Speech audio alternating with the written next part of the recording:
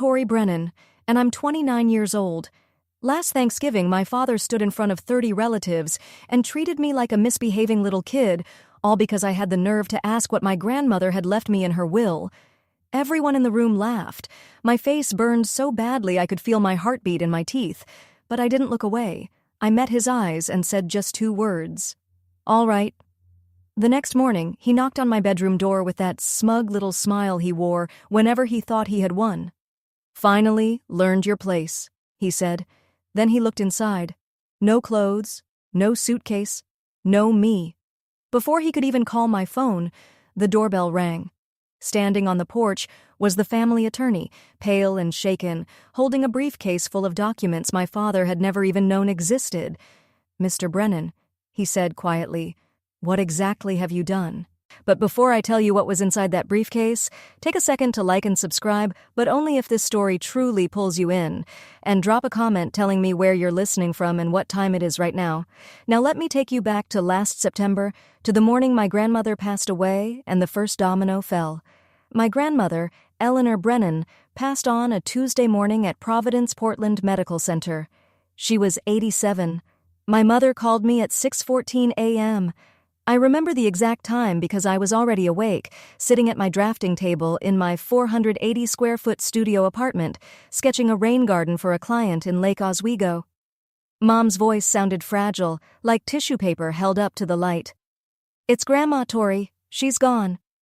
I drove the 20 minutes to the hospital in total silence. No radio, no podcast, just Portland rain tapping against the windshield and the sound of my own breathing. When I arrived, my father was already standing in the hallway. Richard Brennan, 63, retired state judge, 6'1", wearing a waxed barber jacket, as if even a hospital hallway required a certain image. It was barely dawn, and he wasn't emotional. He was on the phone, talking to someone about estate paperwork. I heard the words filing timeline and probate schedule before he noticed me and ended the call without even saying goodbye. My brother Garrett stood beside him.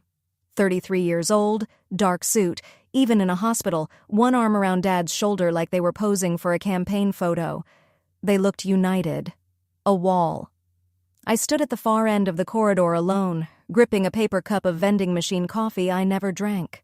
The last time I had seen Grandma Eleanor, she was sitting in her wheelchair in the garden of her colonial house on Hawthorne Street. She held my hand with surprising strength. "Tori," she whispered, low enough that no one else could hear, "I've taken care of things. You trust me, all right?" I nodded, even though I didn't understand. Not then. 3 days later, at the memorial service, the church was all old Portland granite, with a tall nave, white lilies everywhere, and polished mahogany at the front that reflected the light like glass. My father gave the eulogy. He spoke for 11 minutes about the Brennan legacy, about tradition, and about how my son would carry the family forward. He mentioned Garrett by name 4 times. He mentioned my mother once. He didn't mention me at all. Afterward, in the reception line, my Aunt Margaret's husband asked what I was doing for work these days. Before I could answer, my father leaned in from behind me. "She plants trees for rich people," he said. A few people gave polite little laughs. I felt that familiar heat start in my chest and climb up my neck. I was turning to leave when a man I didn't recognize stepped forward. He was older, silver-haired, wearing thin gold-rimmed glasses. He took my hand gently. "Your grandmother was very proud of you," he said softly. "I'll be in touch." Then he disappeared into the crowd of black coats before I could even ask his name. I didn't know it yet, but that man was Harold Caldwell, and he was holding the key to everything. That evening, 15 of us gathered for dinner at the family house, the Brennan house, a white colonial on Hawthorne Street with a wrought iron gate and 100-year-old oak trees in the yard. My grandmother had built that house with money from her side of the family long before she married my grandfather. I had always loved it. The crown molding, the deep windowsills, the garden out back where Grandma grew peonies, the soft pink color of ballet slippers. Inside, the long oak dining table was set with the family's sterling silver flatware, a set that had carried the Brennan name for 3 generations. Candles flickered in silver holders, a bottle of Willamette Valley Pinot Noir breathed on the sideboard, Everything was arranged to look timeless, wealthy, and perfectly inherited.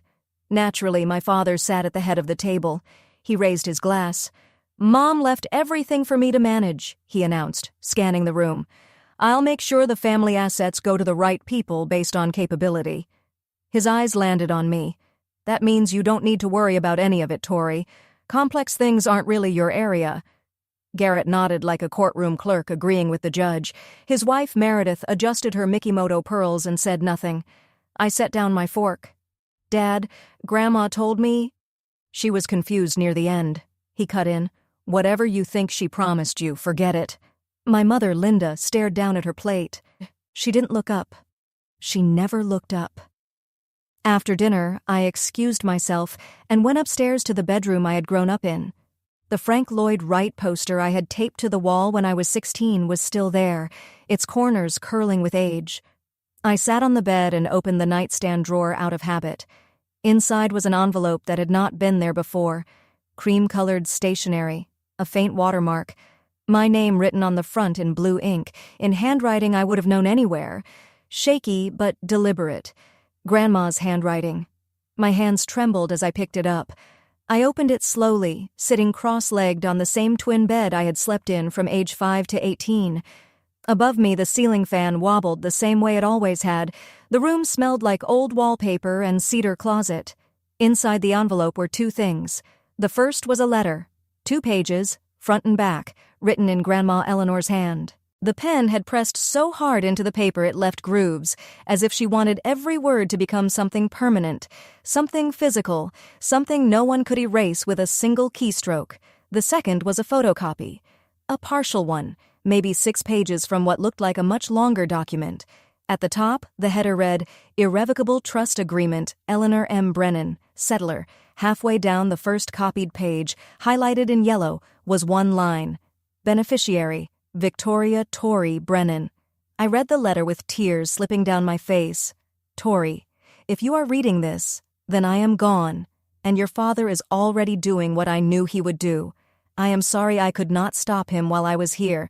I tried in my own way. But men like your father do not listen to women. They listen to documents. The original trust is with my attorney, Harold Caldwell. His office is on Northwest 23rd Avenue in Portland. The copy I left you is incomplete. It is not enough to prove everything on its own, but it is enough for you to know I am telling the truth. Do not show this to anyone, not your father, not Garrett, not even your mother. I love Linda, but she will tell Richard. Wait for the right moment. Harold will know what to do. You were always my architect, Tori, the one who builds. Do not let them tear you down. All my love, Grandma." I folded the letter back into the envelope and pressed it against my chest. The photocopy was incomplete. I couldn't use it as proof. I didn't have an attorney. I didn't know who Harold Caldwell was beyond a name and a street. And my grandmother had only just been laid to rest. But for the first time in years, I felt something other than small. For the first time in years, it felt like someone had truly seen me, like someone had believed in me all along, quietly, firmly, and had made sure that belief was written down where no one could twist it. I drove back to Portland the next morning without saying goodbye. No one stopped me. No one called. Either they didn't notice I was gone, or they noticed and decided it didn't matter. My studio apartment looked exactly the way I had left it. Plants crowded every windowsill. My drafting table was buried under tracing paper.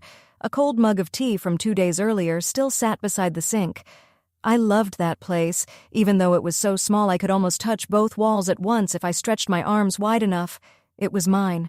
The only space in the world where no one stood over me, telling me I was less than I should be. I sat down at my laptop and searched for Harold Caldwell, attorney in Portland. His name appeared right away. A small office on Northwest 23rd Avenue.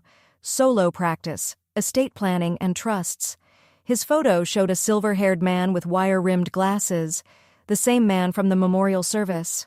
My cursor hovered over the phone number, but I didn't call. Not yet. Because a quiet, ugly voice inside me, the one my father had been shaping since I was a child, started whispering. What if Grandma really had been confused? What if this meant nothing? What if I called and found out the only person who had believed in me was just an elderly woman at the end of her life, unsure of what she had signed? I wasn't ready to risk that, so instead, I worked. A landscape architecture firm in the Pearl District had a major deadline in 2 weeks, a rooftop garden for a new condo development. I needed the paycheck. I still owed $38,000 in student loans, $420 a month, from the single year of law school I had attended before leaving to pursue design. That was the year my father told me I had betrayed the family. I was checking my email to confirm the project specs when I saw it. Buried between a newsletter and a shipping notification was an email from Garrett. No, not exactly to me. Forwarded to me by accident. The subject line read, Trust Amendment Draft Petition. My stomach went cold. I opened it and scanned the first few lines. Then my phone buzzed with a project deadline reminder, and I had to close my laptop and get to the office. But I had already seen enough. Enough to know that whatever my father was planning, it had already begun. 3 weeks passed. I threw myself into work. The rooftop garden project took over my life with 16-hour days, and I let it. Focus was easier than fear. But that email stayed in my inbox like a splinter beneath the skin. I hadn't opened it again. Part of me wasn't sure I wanted to. Then my mother called. "Tori, your father wants the whole family together for Thanksgiving." Her voice had that particular thinness it always had when she was delivering one of Richard Brennan's orders and pretending it was an invitation. "He says he wants to fix things." I almost laughed. My father had never fixed anything in his life. He broke things, then convinced you it was your fault for being fragile. "I'll think about it, Mom." "Please, honey. He's trying." I told her I would let her know, then hung up. After that, I sat at my kitchen table, a second-hand IKEA piece I had sanded and restained myself, and finally opened Garrett's accidentally forwarded email. It was a chain, 7 messages between my brother and my father, spread across 2 weeks, and the subject line, Trust Amendment Draft Petition, meant exactly what it sounded like. Garrett had drafted a legal petition asking the court to change the beneficiary of Grandma Eleanor's trust. The reason? My so-called financial incompetence. Me. The petition claimed I had a history of unstable career choices, no major assets, and educational debt that made me unfit to be trusted with responsibility.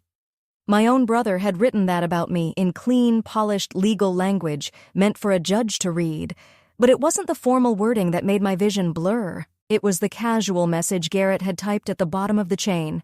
"She won't challenge it. She never challenges anything." That's the beauty of it, Dad. I sat there for a long time. Then I took screenshots of every message, uploaded them to my cloud drive, and saved another copy on a thumb drive I kept hidden in my sock drawer. Then I called my mother back. "Tell Dad I'll be there for Thanksgiving." I was going home, but not to fix anything. The next morning, I called Harold Caldwell's office. A receptionist answered. Her voice was older, warm, and efficient. I gave her my name. There was a pause. Then she said, "Miss Brennan, Mr. Caldwell has been expecting your call. Are you able to come in today?" 2 hours later, I was sitting across from him in a small office on Northwest 23rd Avenue. Bookshelves lined every wall, filled with leather-bound legal volumes, dog-eared and tabbed. An old rug, beautiful but worn with age, covered the floor. On his desk, a mug of coffee had gone cold. Harold Caldwell was exactly the man I remembered from the memorial service.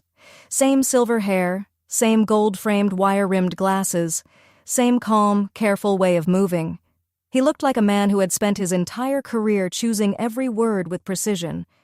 "Your grandmother hired me 20 years ago," he said. "I drafted her original will, her living trust, and 8 years ago, after a conversation that deeply concerned her, she asked me to create an irrevocable trust with you as the sole beneficiary." He opened a leather portfolio and slid a document across the desk. The original, thick, cream-colored paper, a red Oregon notary seal, signatures at the bottom, $620,000 in an educational trust managed by U.S. Bank. "Irrevocable," he said, "means your father, even as trustee, cannot simply change the beneficiary. Any petition to do that would require either your written consent or a court ruling based on evidence that your grandmother lacked capacity when she signed." He paused. "Your grandmother expected this," Harold said. "She had her physician, Dr. Margolis, complete a cognitive evaluation the same week she signed the trust. The results are in the file. She was fully competent." I exhaled. It felt like the first real breath I had taken in weeks. "There's more," Caldwell continued. Your father filed a petition 3 weeks ago asking the court to change the beneficiary. He named Garrett instead. He also told the court he couldn't locate you to get your consent. The old attorney's jaw tightened. You and I both know that isn't true. I showed him the email chain. He read every message without changing expression. Then he looked up at me. This is strong evidence of a deliberate breach of fiduciary duty. If you want to challenge this, you have everything you need. I want to challenge it, I said. He nodded. Then, almost like he had nearly forgotten, he added, There's one more thing, Tori. Your grandmother also left you the cottage at Cannon Beach. It's included in the trust. I don't believe your father knows about it. He never read the full document. I stared at him. The Cannon Beach cottage, the little cedar house where Grandma had taken me every summer, the place where we would sit on the porch together and watch Haystack Rock turn gold in the sunset. She once told me it was her favorite place in the world, and she had left it to me. Harold Caldwell looked at me over the top of his glasses.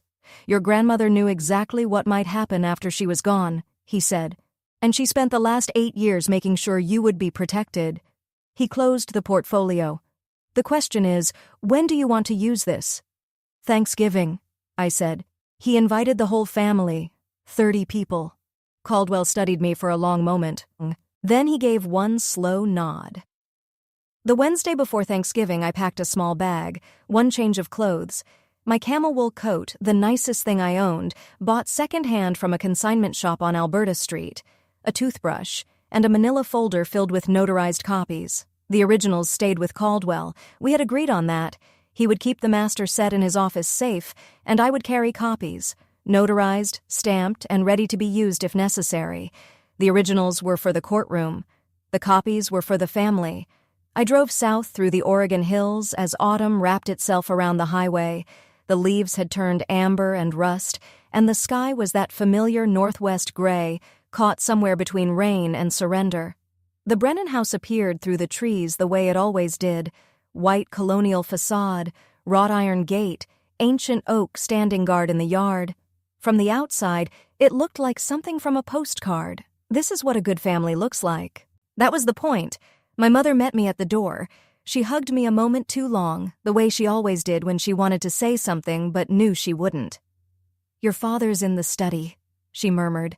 He's in a mood. I carried my bag upstairs to my old bedroom. The Frank Lloyd Wright poster was still there. The twin bed was still there. The nightstand drawer was empty now because I had taken Grandma's envelope the last time I was here.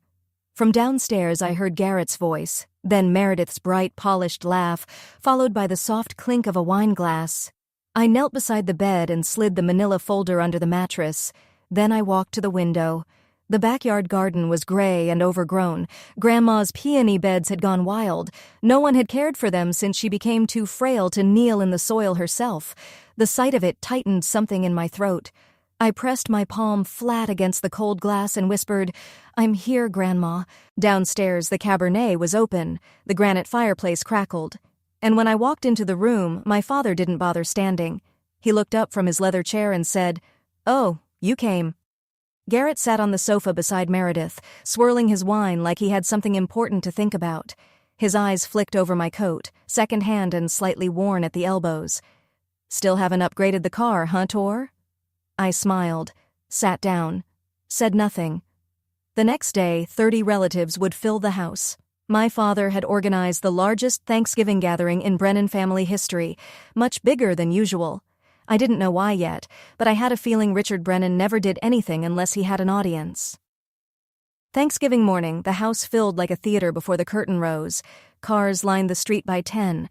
Aunt Margaret and Uncle Don came from Bend. The Paulson cousins arrived from Eugene.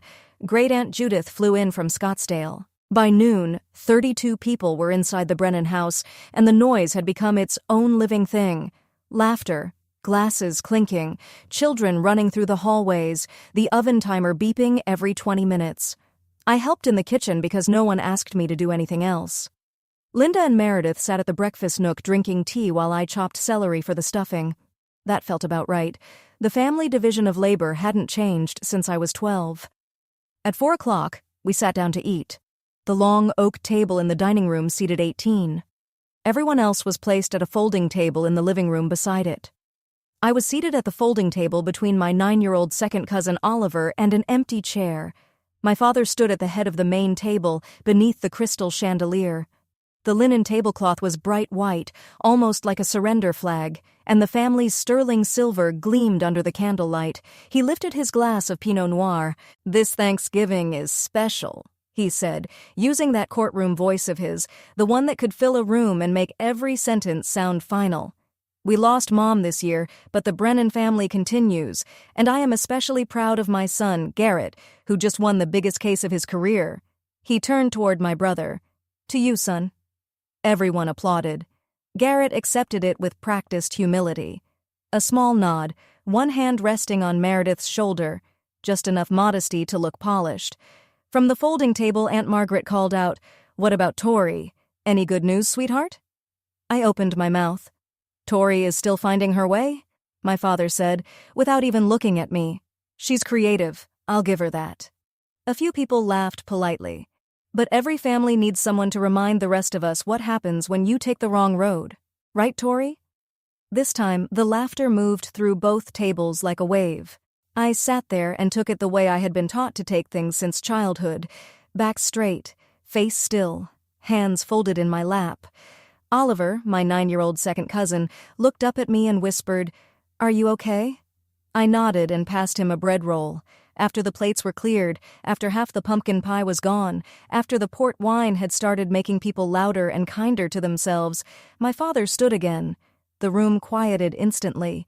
He had the posture of a man about to announce a verdict. "One more thing," he said. "Tomorrow morning, I'll be making an important family announcement about Mom's estate. I expect everyone to be here." Then he smiled, the kind of smile a man wears when he believes the ending has already been written. "It's what Mom would have wanted." I looked at Garrett. He was staring into his wine glass, wearing a small private smile. I looked at my mother. She was looking down at the tablecloth. Then I looked at my father. He was looking directly at me. And for one brief second, that smile sharpened into something colder. Tomorrow, he was planning to tell the whole family his version of Grandma's wishes, so I excused myself and went to do the dishes. The kitchen was quiet, except for running water and my own breathing. I stood at the sink, scrubbing a roasting pan, bubbles up to my elbows, still wearing the sweater I had driven down in. In the next room, 32 people were laughing and drinking port. Not one of them had offered to clear a single plate. Then I heard footsteps behind me. Garrett leaned against the doorway, arms crossed, wine glass hanging loosely from 2 fingers. "You know, Tor," he said casually, "you should probably thank Dad for letting you sit at the table at all, even if it was basically the kids' table." He laughed at his own joke. I didn't turn around. I kept scrubbing. But something inside me, something that had been stretched tight for 29 years, finally made a sound. "Garrett," I said, calm and quiet, "do you know what Grandma left me?" The silence behind me changed. I heard his wine glass touch the counter. When I glanced over my shoulder, his face had gone completely still. He left the kitchen without another word. 10 minutes later, my father's voice cut through the house from the living room. "Tori, get in here now." I dried my hands on a dish towel and walked in. 32 faces turned toward me. The crystal chandelier scattered tiny rainbows across the ceiling. My father stood in the middle of the room, port wine in one hand, the other hand pointed at me like I was standing in front of his bench. "What did you say to your brother?" His voice had dropped into that judicial baritone, the one designed to make people feel smaller. "You brought up the will? You think you can play games with this family?" I opened my mouth to answer. He didn't let me. "You're grounded," he said. "You are grounded until you apologize to your brother. Go to your room." The room burst open. Not with shock, with laughter. 32 people, most of them grown adults, laughing because Richard Brennan had just grounded his 29-year-old daughter as if she were still a child who had spoken out of turn. Aunt Margaret covered her mouth, but her shoulders shook. Uncle Don nearly spilled his port. Even Meredith released a delicate little gasp that was really just a laugh dressed up in pearls. My face burned. The heat rose from my chest to my neck to my temples all at once. I looked for my mother. Linda was sitting in the corner chair staring down at her hands, silent. No one said stop. No one said, "That's enough, Richard." No one said a single thing except what their laughter already said. I looked back at my father. His Cartier tank watch caught the light as he pointed toward the staircase. "Go," he said again. "Now." I held his gaze for 3 full seconds. Then I said, in a voice so calm it surprised even me, "All right." I turned. I walked upstairs. I closed the bedroom door behind me. Then I picked up my phone and called Harold Caldwell. It rang twice before he answered. "Mr. Caldwell," I said, "I need you to bring the originals tomorrow morning, 8 o'clock. There was a pause. Then his steady, careful voice came through. "I'll be there." I ended the call, set my alarm for 4 a.m., and sat on the edge of that old twin bed in the dark. Downstairs, the laughter was still rising through the floorboards. I listened to it and thought, enjoy it, because that was the last time, and I know some of you are probably angry for me right now. Honestly, I don't blame you, but let me ask you something. Have you ever had your own family embarrass you in front of a room full of people? Have you ever been put in your place by someone who was supposed to protect you? Because if you want to know what happened the next morning, when my father opened my bedroom door and found nothing but an empty room, stay with me. And if this story is starting to feel a little too familiar, tap the like button so I know you're still here. I left at 4:15 in the morning. No scene, no raised voices, no doors thrown shut behind me. I packed my bag in the dark, slipped the manila folder into my tote, and walked downstairs in my socks so the old floorboards wouldn't creak. The only thing I left behind was the framed photo of Grandma Eleanor on the nightstand, face down. Then I drove to a 24-hour diner 3 miles from the house, ordered coffee I never touched, and waited for the sun to come up. At 7:42 a.m., my phone lit up. I remember the time because I had been staring at the clock. It was a text from Garrett. "Where are you? Dad's looking for you." I didn't answer. I found out later from my cousin Danny how that morning unfolded inside the Brennan house. My father came downstairs at 7:30, freshly showered, wearing a pressed Oxford shirt, looking like a man preparing to lead a board meeting. He poured himself coffee, looked around the room, and said, "Someone go wake Tori. She owes her brother an apology." No one moved, not because anyone was defending me, because no one wanted to be the person who had to deal with it. So Richard climbed the stairs himself. He knocked twice, that sharp, official knock of his, crisp, expectant. "Tori," he called through the door. "It's morning. Are you ready to apologize to your brother?" Silence. Then he opened the door. The bed was made. The closet was open and empty. The drawers had been cleared. The room held almost nothing of me anymore. Only Grandma Eleanor's photograph, face down on the nightstand, like the final period at the end of a sentence. Danny told me later that my father stood in that doorway for a full 10 seconds before his expression changed. First confusion, then something colder. He came downstairs slowly. "Tori's gone," he announced to the 20 or so relatives still sitting around breakfast. His voice was flat, controlled. "She left in the middle of the night like a coward." Garrett looked up from his laptop and smiled. "Well," he said, "that settles it." My father nodded. "It certainly does. I was planning to make the estate announcement at 10, but since the only person who might object has decided to run away..." Then the doorbell rang. My mother answered it, and standing on the front porch, in a gray suit with a brown leather briefcase and the expression of a man bringing in bad weather, was Harold Caldwell. "I'm Harold Caldwell," he said, "attorney for Eleanor Brennan. I need to speak with the entire family, right now." The dining room went quiet in layers. First, the people closest to the front door stopped talking. Then the silence moved through the room, table by table, until even the children stopped fidgeting. Harold Caldwell walked into that house the way a man walks into a courtroom, slowly, deliberately, without a trace of doubt that he had every right to be there. He placed his leather briefcase on the dining table, directly on top of the leftover Thanksgiving linen, and unclasped it without sitting down. Danny told me his hands were trembling, not from fear, from anger. My father stood from his chair at the head of the table. He was taller than Caldwell by several inches, broader too, and he knew exactly how to use that. "Harold," he said the name like a warning. "You were not invited. This is my home." Caldwell looked at him. This is the home Eleanor Brennan built with money from her side of the family, Mr. Brennan, and I am here because I have a legal obligation to the beneficiary of her trust. Tori has no rights to— Tori is the sole named beneficiary of an irrevocable trust executed 8 years ago, Caldwell said. You know that. You have known it since the day your mother signed it. The room went so still that I imagine you could have heard the furnace start from 3 rooms away. 30 pairs of eyes moved between the two men like they were watching a trial begin, and, in a way, they were. Richard's jaw tightened. My mother was not thinking clearly. The document was signed in the presence of 2 independent witnesses, Caldwell replied, and it was accompanied by a physician's evaluation confirming full mental competency. He opened the briefcase and removed a folder. I have the documentation here. Would you like me to read it aloud, Mr. Brennan, in front of everyone? That question hung in the air. Aunt Margaret leaned forward near the window. Uncle Don lowered his coffee cup. Even the children had gone completely quiet. Richard Brennan looked at the folder in Caldwell's hands the way a man looks at something that could change his life before lunch. Then he straightened his shoulders and said very quietly, "Get out of my house." Caldwell didn't move. "Sir," he said, "what have you done? What happened next is something I have replayed in my mind more times than I can count, because that was the moment the mask finally slipped. Not slowly, not elegantly, all at once. My father took 1 step toward Harold Caldwell. I said, 'Get out,' he snapped. 'You're trespassing.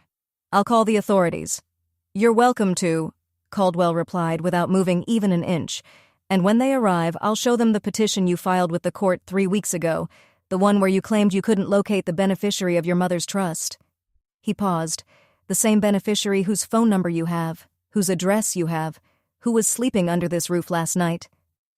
My father's face changed in stages, first red, then white, then a strange, uneven gray I had never seen on a living person before. Around the room, the reaction began to spread. Aunt Margaret pressed one hand to her mouth. Uncle Don's brow tightened. Cousins looked at one another, suddenly unsure where to place their eyes.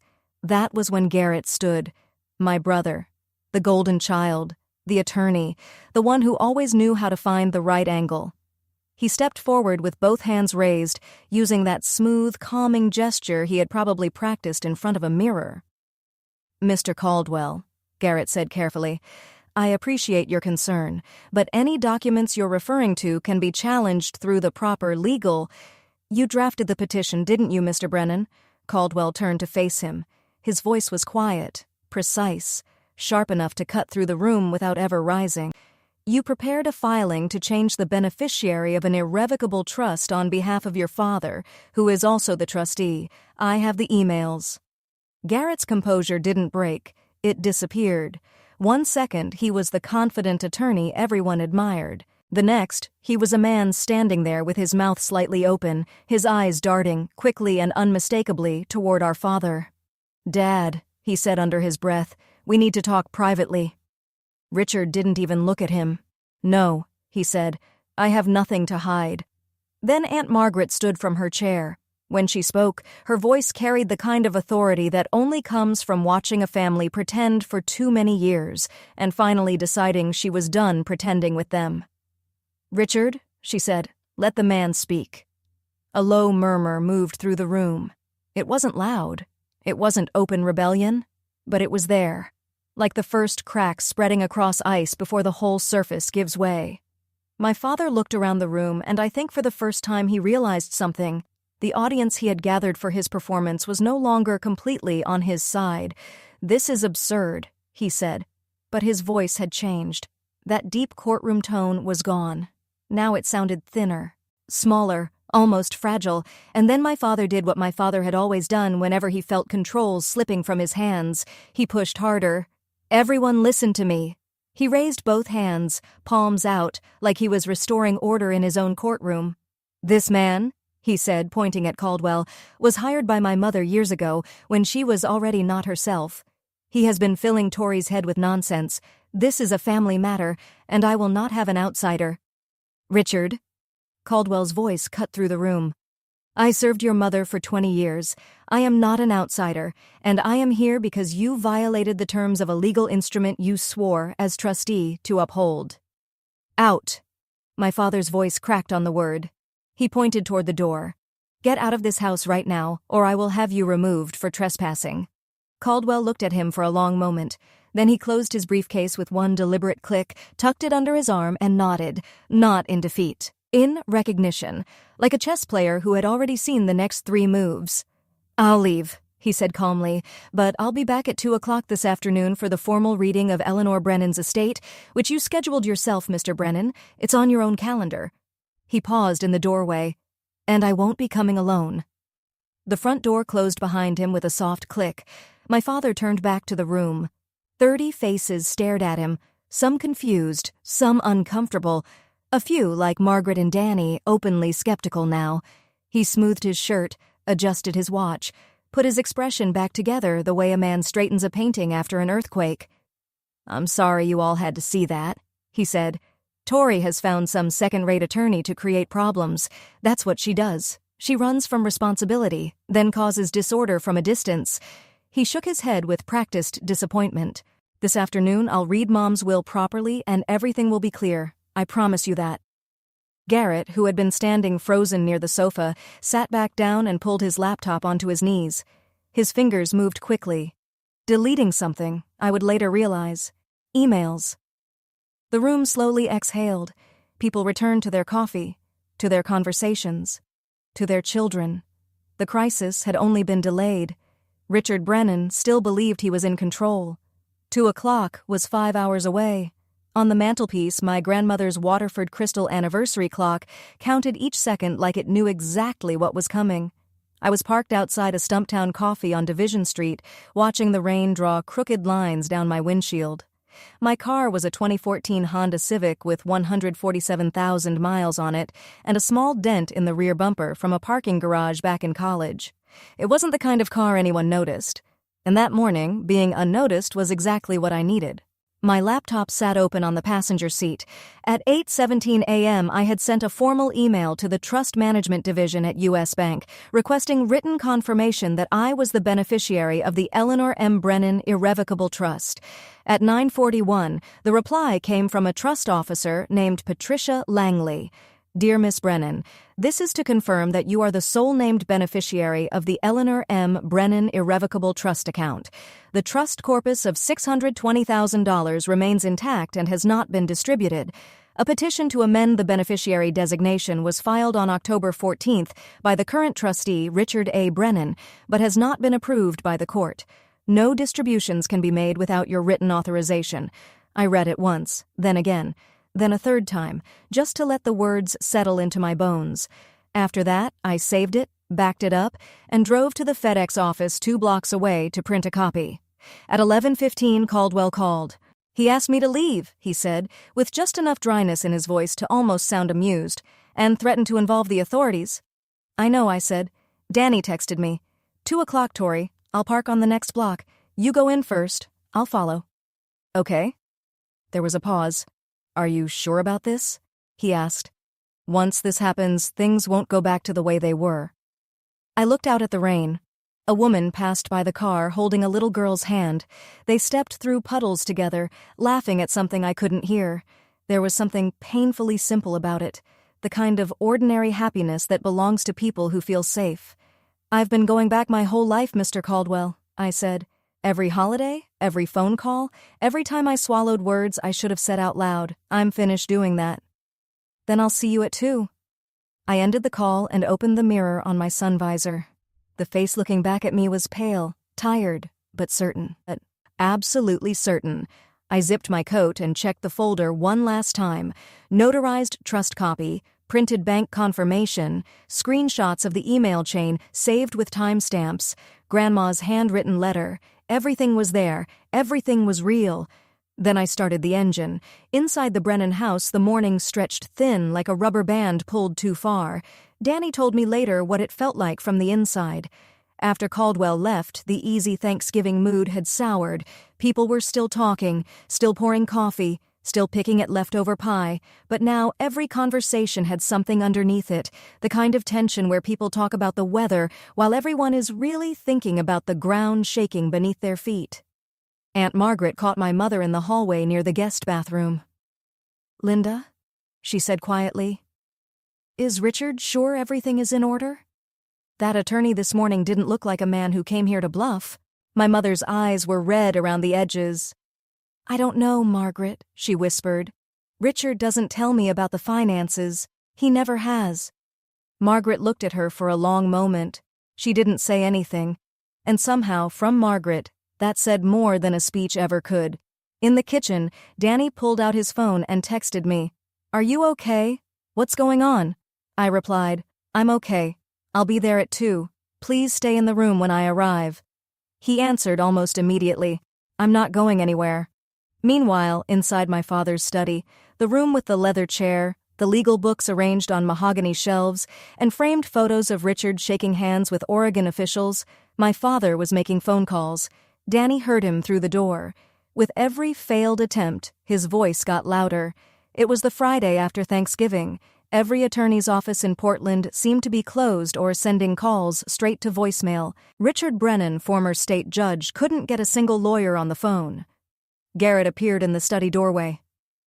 "Dad," he said carefully, "maybe we should postpone the reading. Just give ourselves time to—" "No." My father's voice was stone. "I don't retreat. Not from Harold Caldwell, not from Tori, not from anyone. We do this today." Garrett closed his mouth. Danny told me later that my brother looked like a man who had just realized the lifeboat he was standing in had a hole in it. The Waterford clock on the mantelpiece struck noon. 2 hours left.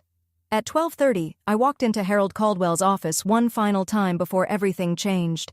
He had the full file laid out across his desk in 4 precise stacks. I sat across from him, and he walked me through each one, step by step, the way someone reviews the most important evidence before the room goes quiet. Stack 1 was the original irrevocable trust, cream-colored paper, red notary seal, Eleanor's signature in blue ink. Steady, intentional, nothing like the handwriting of a woman who didn't understand what she was doing. Beside it was the physician's letter from Dr. Margolis, confirming that Grandma had been fully competent when she signed. Date stamped, countersigned. Stack 2 was the email chain between Richard and Garrett, printed with full metadata, timestamps, sender addresses, and routing information. On the final page, one line had been highlighted in yellow. She won't fight it. Stack 3 was the letter from Patricia Langley at U.S. Bank, confirming that I was the sole beneficiary and that the trust balance of $620,000 remained intact. Stack 4 was something I hadn't seen before. Caldwell slid it across the desk. It was the deed to the house on Hawthorne Street. I looked up at him. "The Colonial," he said. "Your family home. The deed has been in Eleanor's name since 1981. She bought the property with inheritance from her mother before she married your grandfather. Richard never owned it." I couldn't speak. He assumed, as he assumes most things, that it belonged to him by default. Caldwell tapped the document gently. "Under the terms of the trust, upon Eleanor's passing, ownership transfers to the named beneficiary." I stared down at the deed, my father's house. The house where he had sat at the head of the table.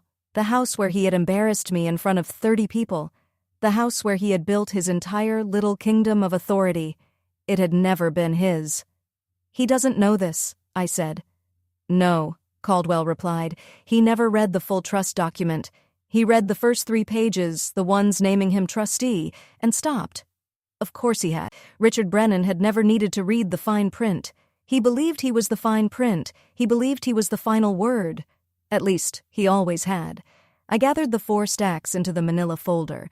Caldwell placed the originals back inside his briefcase. "I go in first," I said. "You come in when I signal." "How will I know?" I looked at him. "You'll know." We shook hands. His grip was firm. And behind those gold-framed glasses, his eyes held something I hadn't seen from any adult in my family since Grandma passed. Trust.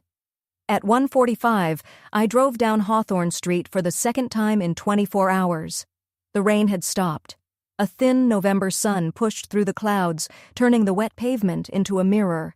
The oak trees along the block were almost bare now, their dark branches stretching across the pale sky like cracks in porcelain.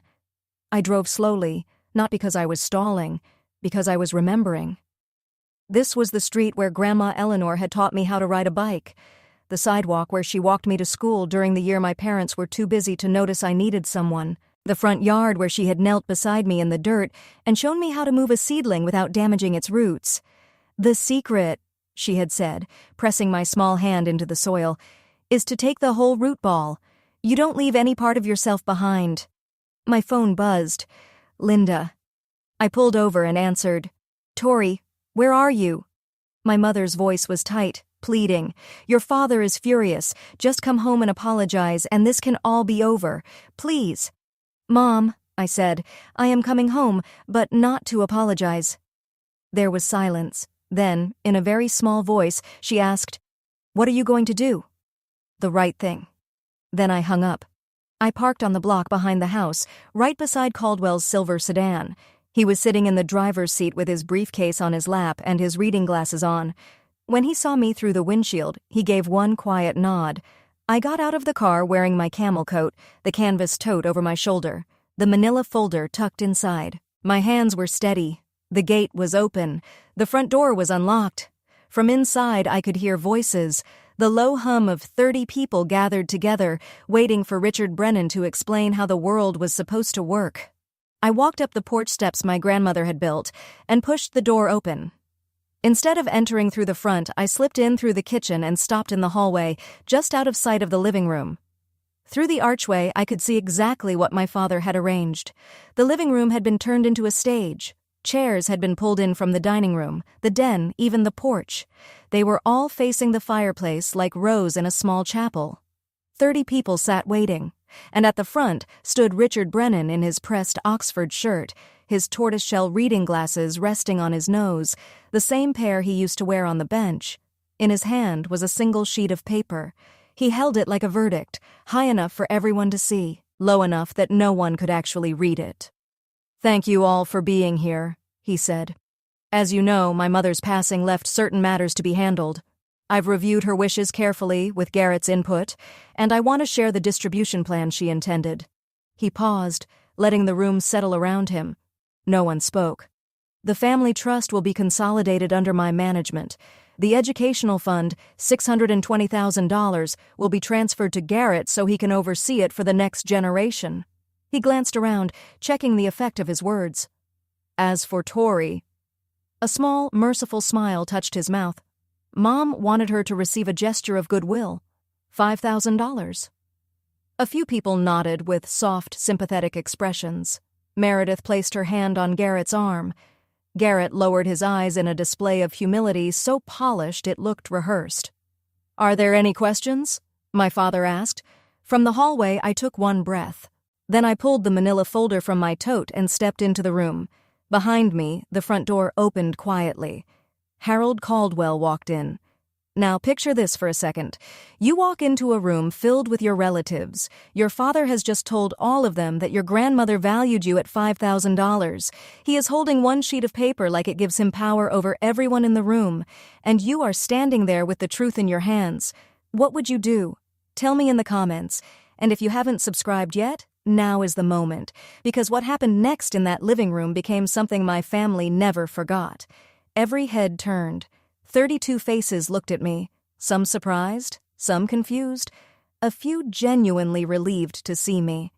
My cousin Danny, sitting near the back, gave me a small nod. Aunt Margaret sat up straighter in her chair. My father's expression shifted 3 times in 2 seconds. Surprise, irritation. Then the mask came back down, hard and polished, the one he used when he wanted to own the room. "Well," he said, "the prodigal daughter returns." A few uncomfortable chuckles moved through the room. "I assumed you had run off for good this time. Are you here to apologize to your brother?" "No," I said. My voice was steady, calm in a way I hadn't expected, because my heart was beating so hard against my ribs I thought everyone could see it through my coat. "I'm here to hear the will, the real one." I walked past him, past his pointed finger, past his Cartier watch, past the chair where he had ruled over this family for 30 years. Then I set the manila folder on the table beside the fireplace. Caldwell stepped in behind me with his briefcase, gray suit, and the quiet authority of a man who had spent decades letting documents speak louder than people. "What is this?" Richard asked. The irritation in his voice was turning into something sharper now. "I told you this morning, leave my house." I turned toward the room, not toward him, toward everyone else. "I'm sorry to interrupt," I said, "but what my father just read is not my grandmother's will. It is not her trust document. It is a distribution plan he wrote himself." I placed my hand on the folder. "This is the actual irrevocable trust that Eleanor Brennan executed 8 years ago. It was filed with her attorney, Mr. Caldwell, and verified by U.S. Bank, the institution managing the trust fund." I opened the folder. "My grandmother named one beneficiary." I paused. "Me." Silence. Not the polite kind. Not the awkward silence people use at family gatherings when they are pretending not to notice something. This was different. This was the kind of silence that arrives when a room suddenly understands that the story they were told may have been built on sand. It was the kind of silence that fills a room when everyone realizes they are watching something that cannot be taken back. My father's face lost its color all at once, not slowly, not gradually. It was as if someone had switched off the light behind his eyes. Aunt Margaret spoke first. "Let her speak," she said, clear and firm. Harold Caldwell stepped forward. He opened his briefcase on the table beside my manila folder, removed the original trust document, and lifted it so everyone could see the red Oregon notary seal against the cream-colored paper. "This is the irrevocable trust of Eleanor Margaret Brennan," he said. His voice carried across the room the way a good attorney's voice does, calm, steady, strong, without needing to rise. "Executed on March 14th, 8 years ago. I was present at the signing, along with 2 independent witnesses, Dorothy Haynes, a retired clerk of court, and Robert Voss, a certified public accountant. Both are available to confirm the signing." Then he began to read. "The settler, Eleanor M. Brennan hereby establishes this irrevocable trust for the sole benefit of her granddaughter, Victoria Torrey Brennan." He paused and looked over his glasses at the room. "Trust corpus, $620,000, held and managed by U.S. Bank in Portland, Oregon. Additionally, the real property located at 4714 Hawthorne Street, Portland, Oregon, deed recorded in Multnomah County, originally purchased in 1981, shall transfer to the beneficiary upon the settler's passing." A sound moved through the room. One collective breath. Uncle Don leaned forward so sharply his chair creaked. Margaret closed her eyes for one brief second, then opened them and looked directly at my father. "The house," someone whispered from the back. "She left her the house." Caldwell continued. "As trustee, Richard A. Brennan was granted administrative authority only. He was expressly prohibited from changing the beneficiary designation, distributing funds without the beneficiary's written authorization, or placing any burden on the real property." Then he lowered the document and looked at my father. "In the past 3 months, Mr. Brennan filed a petition to change the beneficiary to his son, Garrett. In that filing, he claimed he was unable to locate Miss Brennan. He also failed to notify her of the trust's existence after Eleanor's passing, as required." Caldwell reached back into his briefcase and pulled out the printed email chain. He held it up. The yellow highlighting was visible even from across the room. "These are emails between Richard Brennan and Garrett Brennan, in which Garrett prepared the improper petition and Richard approved it." Then he read the line I had not been able to forget. "She won't fight it. She never fights anything.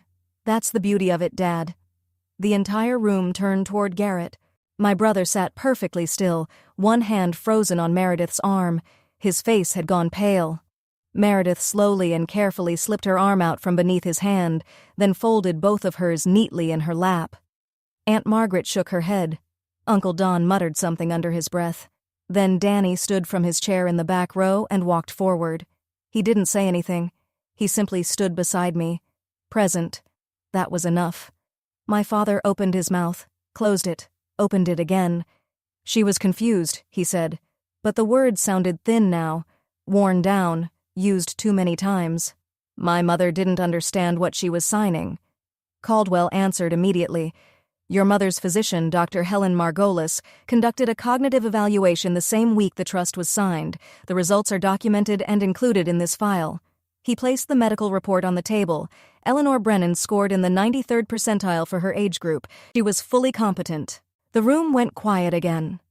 Then, from the back, Great Aunt Judith spoke. She was 81 years old, Eleanor's younger sister, and she had barely said a word for 2 days. Eleanor told me about the trust, she said softly. 8 years ago. She said Richard would try to take control of it, but she had made sure he couldn't. She looked at my father. She knew. She always knew. My father looked at Judith, then at Margaret, then around the room, and for the first time, the faces looking back at him were not filled with respect, not deference, not even polite patience. They were looking at him like they had just seen what had been hidden underneath the polished surface. He had gathered his own audience, and now that audience had become his jury. Then my father turned on Garrett. The alliance they had spent 33 years building, father and son, favorite and heir, collapsed in one sentence. "Say something." Richard's voice was no longer polished. It was raw at the edges. "You're the lawyer? Challenge it? Do something?" Garrett didn't move.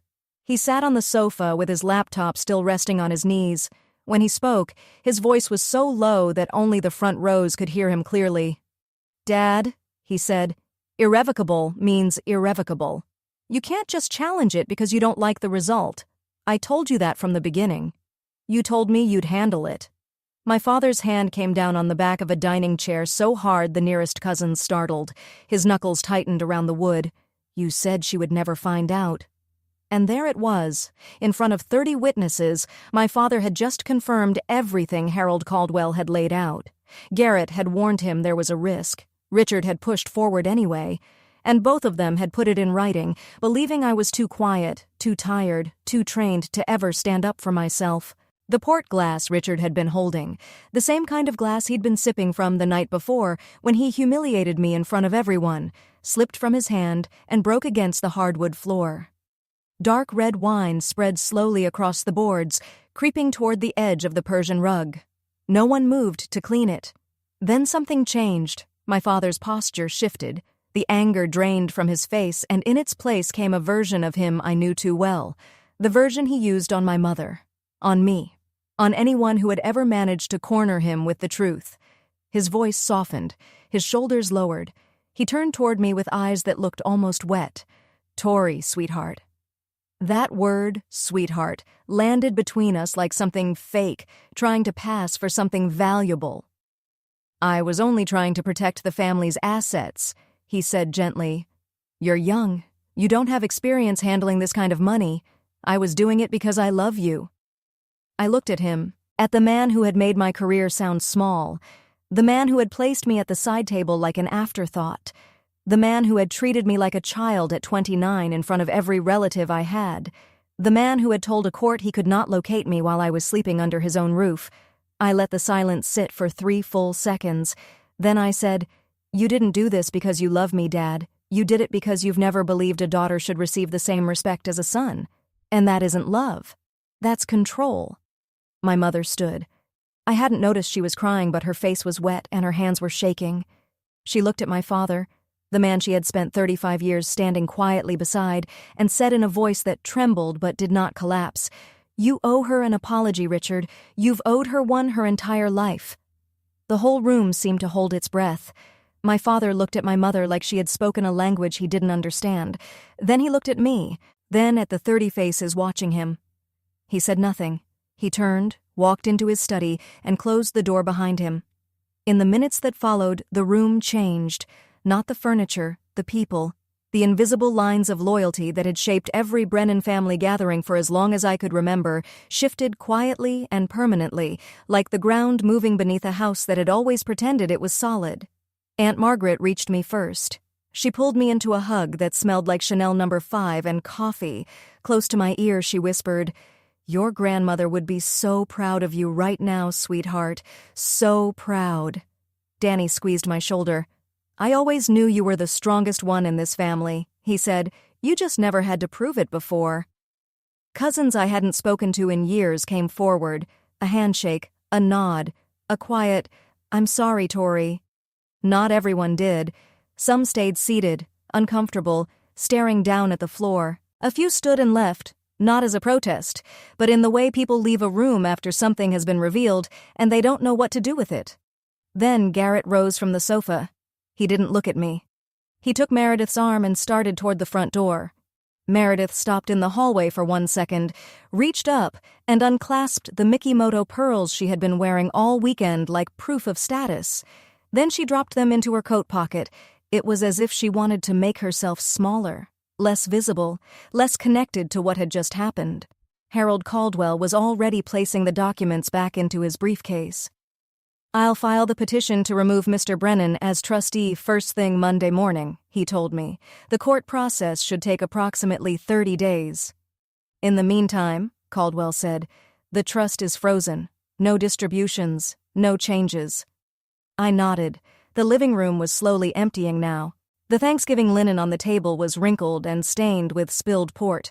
The Waterford crystal clock on the mantelpiece read 2:47 p.m. The entire thing had taken 47 minutes. 30 years of silence answered in 47 minutes. On Monday morning, Harold Caldwell filed 3 documents with the Multnomah County Circuit Court. The first was a petition to remove Richard A. Brennan as trustee of the Eleanor M. Brennan Irrevocable Trust. The petition cited breach of fiduciary duty, including failure to notify the beneficiary, misrepresentation to the court about my whereabouts, and an unauthorized attempt to change an irrevocable instrument.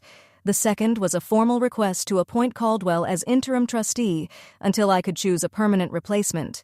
The third was a complaint filed with the Oregon State Bar against Garrett R. Brennan, alleging violations of professional conduct rules.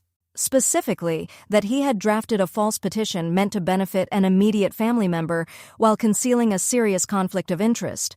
Within 2 weeks, the court granted the interim trustee removal. Richard didn't challenge it.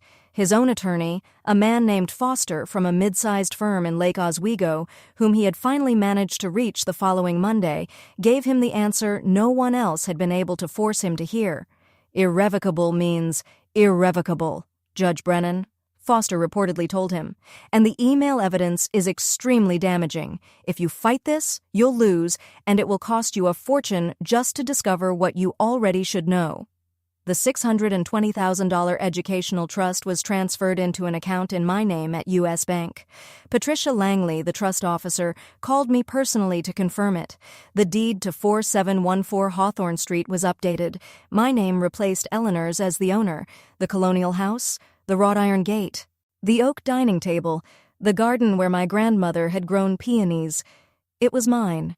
And Garrett, the golden child, the pride of the family, received formal notice of an investigation from the Oregon State Bar.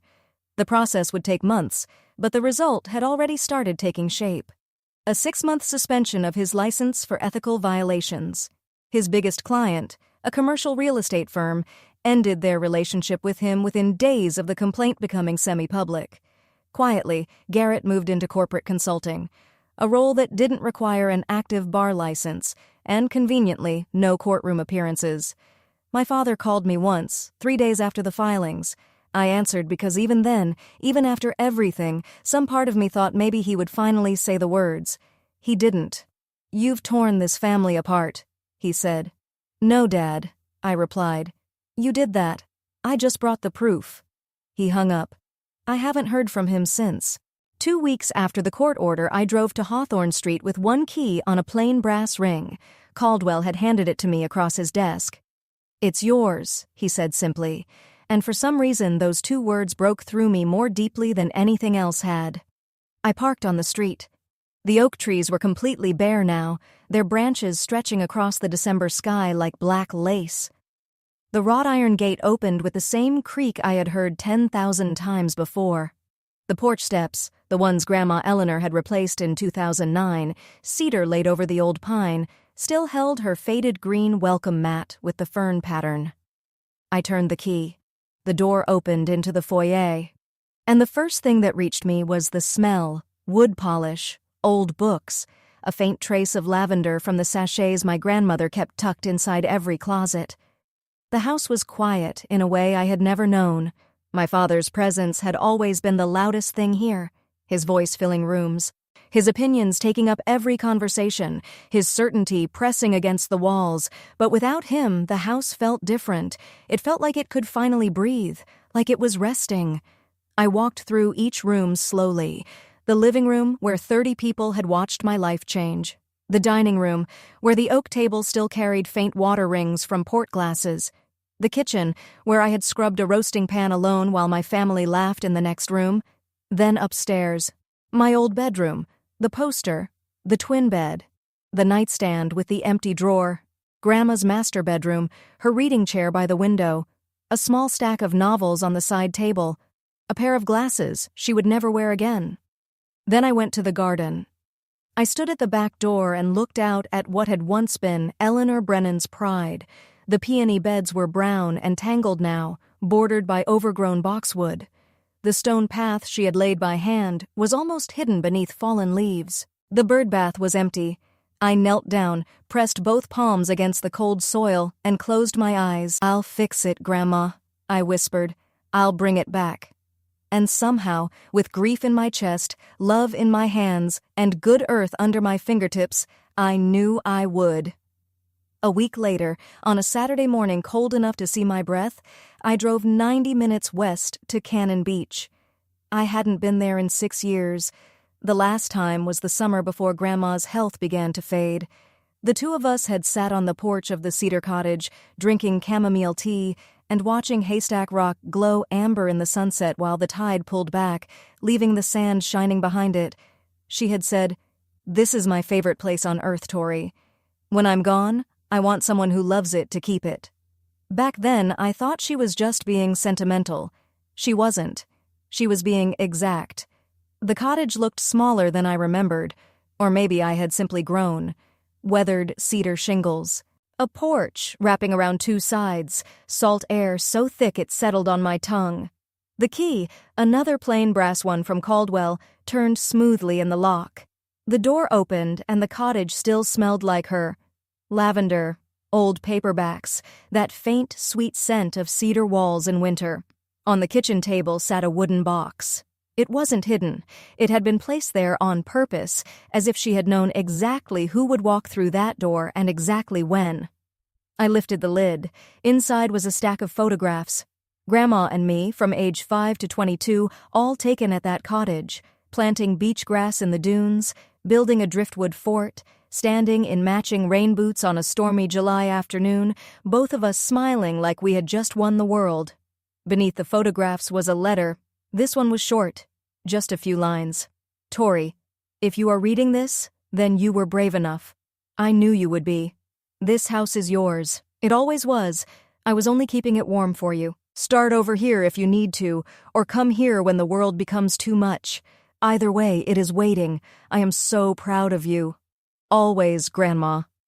I sat on the porch, her porch, my porch, and I cried. Not like I had cried in the old twin bed at Hawthorne Street, trying to stay quiet, trying to feel ashamed of needing to break open. This was different. This was the kind of crying that releases something, the kind that leaves you lighter instead of hollow. The ocean stretched out in front of me, gray and endless, completely untouched by everything that had happened in that living room, and strangely, that comforted me. The tide didn't care about Richard Brennan's courtroom voice. The waves didn't know what an irrevocable trust was. Haystack Rock had stood there for millions of years and would still be standing long after the Brennan name, the old grudges, and the folding tables were all gone. I wiped my face, breathed in the salt air, and for the first time in months, I felt something I had almost forgotten. Peace. That Sunday night, back in Portland, I sat at the oak dining table in the Hawthorne house. My house. And I wrote an email to my family. I wrote it once, read it twice, then sent it without a third draft because I knew if I kept revising, I would start softening the parts that needed to stay firm. 2. Richard Brennan, Linda Brennan, Garrett Brennan. I do not want to erase anyone from my life. That was never the point. But I will not return to any relationship where I am belittled, dismissed, or treated as less than everyone else. If you want a relationship with me, it will have to be built on mutual respect, not rank. The door is open, but from now on, it swings both ways. Tori. My mother called 20 minutes later. She was crying. Not the nervous kind of crying I had heard from her for years, but something deeper. Something real. "I'm so sorry, Tori," she said. "I should have stood up for you a long time ago. I was afraid of him. That doesn't excuse it. It's just the truth." "I know, Mom," I said. "I don't blame you. But I need you to start choosing what's right, not just what feels easier. Can you do that?" There was a long silence, then she whispered, "I'm going to try." Garrett texted me the next morning. 2 words. "I understand." I read them, placed the phone face down on the table, and didn't answer. Understanding was a beginning, but it was not the same as taking responsibility. He would get there, or he wouldn't. That was his work to do, not mine. My father never replied. Not that day, not the next week, not the week after that. His silence was an answer of its own. Familiar, really. Richard Brennan had stayed silent about the things that mattered my entire life. The only difference was I had finally stopped waiting for him to speak. 6 months later, spring returned to Portland, and the peonies started coming back. I had spent the winter on my hands and knees in my grandmother's garden, pruning, clearing, loosening the soil that had gone tired after 2 years of neglect. The roots were deeper than I expected. They had survived being ignored. They only needed someone to remove what no longer belonged there and let the light reach them again. I understood that feeling. With my student loan gone, paid in full, $38,412, the most satisfying payment I had ever made, I used part of the trust to lease a small studio space in the Alberta Arts District, Brennan Landscape Design, my name on the door, my grandmother's name too, really. The Brennan name meant something different to me now.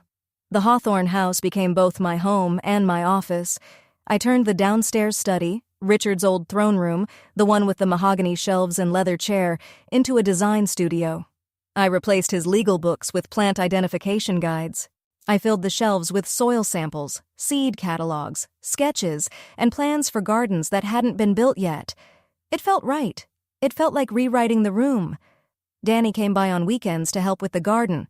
Aunt Margaret called every Sunday morning sharp at 9. "Just checking in," she would say. And then we would talk for an hour. Linda came to visit for the first time on a Thursday afternoon in April. It was the first time she had ever walked into that house without Richard beside her. We didn't say much. We planted tulip bulbs along the front path, shoulder to shoulder, and somehow that was enough. Richard rented an apartment across town. I heard through Margaret that he told people I had taken the house from him, that Grandma had been influenced, that Harold Caldwell was really the one behind everything. The details changed depending on who he was talking to, but the ending was always the same. Richard Brennan was the wronged man. Some things, I suppose, truly are irrevocable. Garrett's Oregon State Bar suspension lasted 6 months. He moved into corporate consulting, something in logistics, according to Margaret. He and Meredith quietly separated, though I never learned the details, and I didn't ask. He hadn't contacted me since that "I understand" text. I left the door open just like I said I would, but I was not going to stand in the doorway waiting. I'm telling you this story from the porch of the Cannon Beach cottage. It's Saturday. The tide is out. Haystack Rock is doing what it has always done, standing there solid, ancient, and completely unbothered by anything as temporary as a family argument. I come here on weekends when I need to remember what quiet sounds like.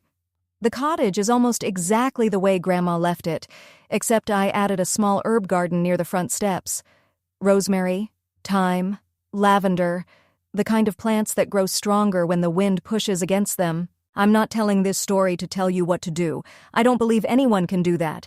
Every family is its own country, with its own rules, its own borders, and its own history. The people inside it are the only ones who know the real map. I can't tell you what to do about your father, or your mother, or your brother, or whatever someone promised you and then tried to take back. I can only tell you what I did, and here is what I know now. Silence is not agreement. I spent 29 years being quiet at the dinner table, and the people around me took that silence and called it permission. It wasn't. It was just a woman who hadn't found her proof yet. Waiting is not weakness. My father and my brother counted on the idea that I would never stand up for myself. They were almost right. What they didn't understand was that there is a difference between someone who can't stand up and someone who is choosing the right moment. And the last thing, the one that matters most, is this. My grandmother didn't leave me money. She left me proof. Proof that someone in my family truly saw me, the real me, the one who builds things. And she decided I was worth protecting.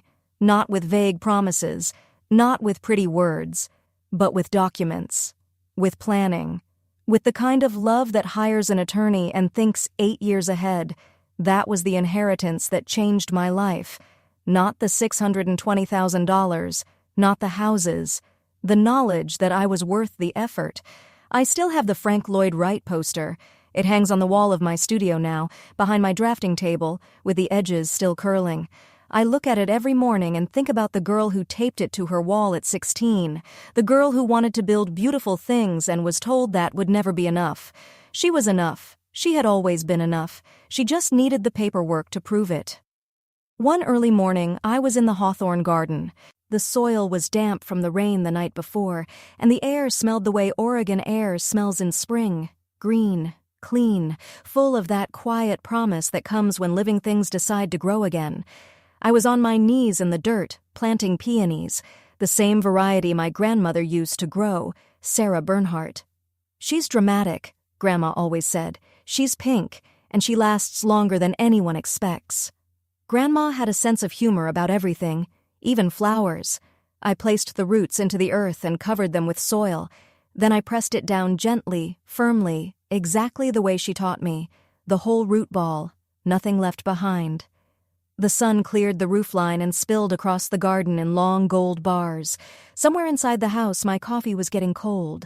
Somewhere in Portland, my father was waking up in a rented apartment, telling himself a version of the story where he was still the hero. Somewhere in the future, maybe he would stop. I stood, brushed the dirt from my hands, and noticed something on the front porch that hadn't been there the night before. An envelope. No stamp, no return address, just my name. Written in handwriting I knew immediately. Not Grandma's this time, but almost as familiar. I opened it. There was only one line inside. I'm sorry I never stood up. I'm standing now. Mom. I folded the letter and tucked it into my coat pocket beside the one from Grandma. The one I carried everywhere. The cream-colored stationery, the blue ink, the words that had given me back to myself. 2 letters, 2 women, one who had planned ahead, one who had finally caught up. I walked back into my house, the house my grandmother built, the house my father lost, the house that had always been meant for someone who would take care of it. I closed the door behind me, and for the first time in 29 years, it felt like coming home. Thank you for staying until the end. I mean that. If this story made you feel something, anger, relief, recognition, hope, then it did exactly what I needed it to do. Hit like if it resonated with you. Subscribe if you want more stories like this one, and check the description below, because there's another story waiting for you there, and I think you might need to hear it too. I'm Tori Brennan, and that was the last time I ever sat at the kids' table.